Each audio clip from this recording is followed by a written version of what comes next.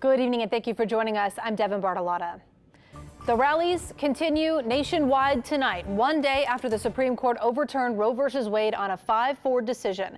The decision yesterday ended the federal right to an abortion that's been in place since 1973. At least 13 states are set to ban abortions within the next 30 days. Louisiana is one of those states with trigger laws in effect since 2006 and redefined earlier this year. All 3 abortion clinics in the state were forced to shut their doors yesterday within minutes of the ruling.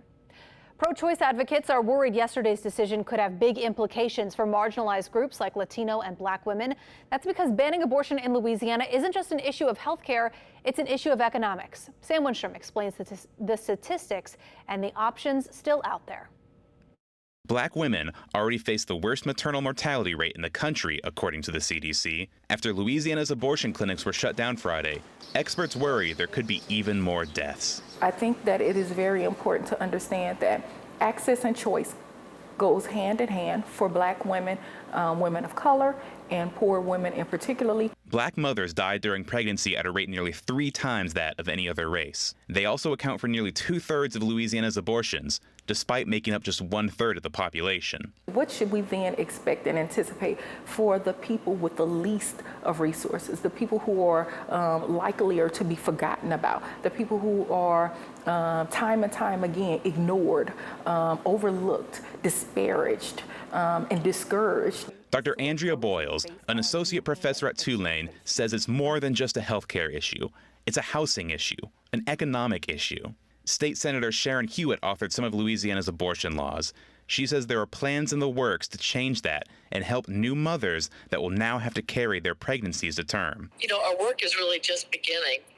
And so we have to step up our game, I think, as a state in providing additional information and resources for those moms that feel so desperate at this point. She says creating new programs for healthcare, job training, and childcare will be a key part of the pro-life movement going forward. We're here to take care of Louisiana moms and Louisiana babies and to do, everything that we can. Patrice Sams Abiadun with Planned Parenthood has been working to provide those services to communities that traditionally can't access them. Despite what you may have heard, Louisiana's Planned Parenthoods are not abortion clinics and are still open. Our services are needed, we feel, more than ever right now. She says there's been a disparity in healthcare for women of color in Louisiana for a long time.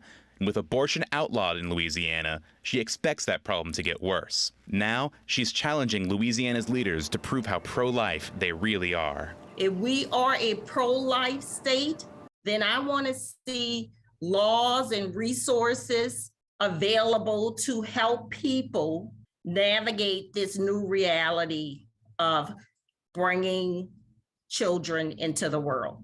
Sam Winstrom, Eyewitness News. Well,